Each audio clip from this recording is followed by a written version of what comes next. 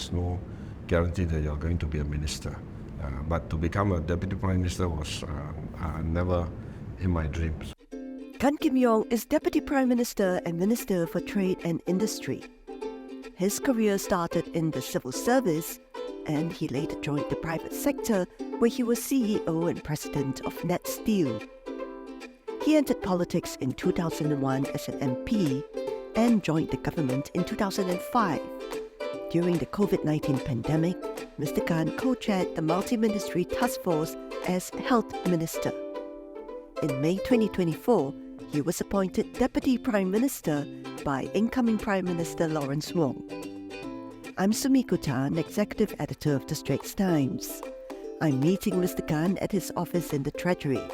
Lunch is takeaway from Japanese restaurant Keisuke Plus at Funan.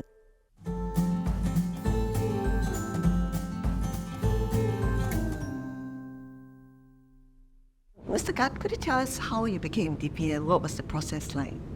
DPM Wong at the time spoke to me, and he said that he would like me to be the DPM. So I was surprised because I told him that I'm 3G, and really going forward you should have 4G leadership quite clearly established. Then he explained his focus is on both change and continuity. Change meaning changing from 3G to 4G, but at the same time he wants to ensure there's continuity.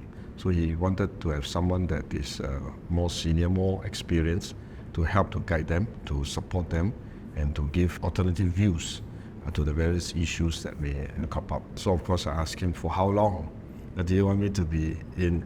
He said timing will really have to see how soon the younger ministers will be ready and will be on their own, and probably I will have to be a DPM at least until after the election.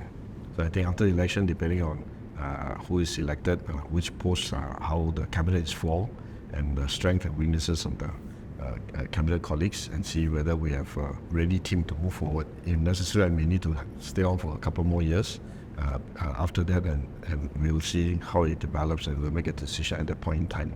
Do you think your good working relationship during COVID was a factor in him asking you to be DPM?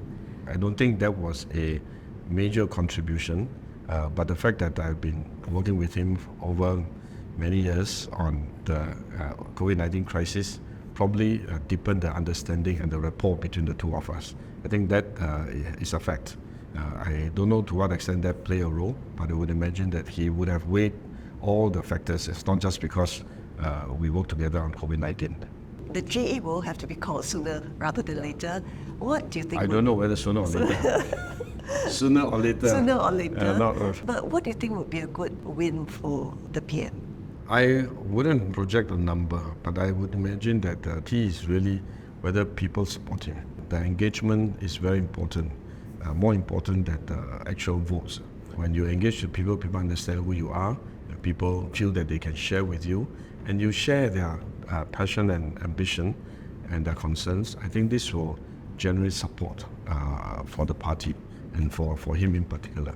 So it's very difficult to link that directly to the voting outcome, because how many votes we get, how many percentages of the votes that we get will depend on many factors. It's not just about Prime Minister Wong's leadership. So his leadership has a role to play, but there are many other factors, including our policies, whether we give Singaporeans hope for tomorrow, whether we are able to meet their aspirations, whether we can bring them along, rally them together so that we share a common vision and common destination. I think that is part and parcel of the political work that we have to do. On your role as DPM, what do you say to some observers who say that you being DPM was a safe choice? Safe for who? For PM Wong or for me? I don't think there's ever such a thing as a safe choice, because any minister and any position in the cabinet will play a very important role, and every job is a very important job. I think we don't work as an individual. We work as a team, so every job has its own role. Was being DPM ever like an ambition of yours? Being a minister was already not in my ambition. Prime Minister Lee, he talked to me and said, I know you're doing well in private sector, but how about coming in to contribute to the country's future and form a part of the team to chart the direction going forward. So I decided that, okay, why not I will try and just be a Minister of State, and if I can make it, and I can do. If not, if you don't think that I'm suitable, let me know so I can go back to private sector. Yeah, so at that time, I was not even thinking of becoming a minister. But you know that once you are part and parcel of the team, there will be a career pathway, and you may or may not make it. There's no guarantee that you're going to be a minister. But to become a Deputy Prime Minister was never in my dreams. In your many years in politics, do you have any principle that has guided you? We have to be honest, and we have to be transparent, and with people and with our team. So during COVID-19, as you would remember, we had a press conference very regularly. Good news, bad news, we tell you the way it is. And if we don't know, we tell you we don't know. If we made a mistake, we need to make a U-turn, we tell you we have to make a U-turn.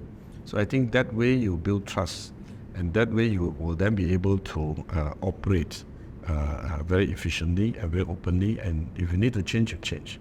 You've been a civil servant, you've been in private sector, and then politics. How would you rate politics among your careers? It's exciting, and I think the most important part of politics is really that you can make changes to policies that will affect the future of Singapore, whether it's healthcare system, whether it's a manpower structure, framework, or whether it's the economy. I think what you do will have a very long-lasting impact, and therefore I lose sleep more often. In the private sector, it's very different. Private sector, you do many deals. Sometimes you do a good deal, you make a lot of money. Sometimes you do a bad deal, you lose money. But on balance, if you are still positive, at least you justify your wages, and your company will continue to keep you. So it's quite clear-cut in the private sector. But in politics, it's not just about money. It's about people's lives. And what you do, you are very conscious that it will affect people's lives. Thanks very much for having lunch. Thank you. Artificial intelligence is meant to be acting like a human as much as possible, but we're still far away from the AGI, human level intelligence. It will take some time.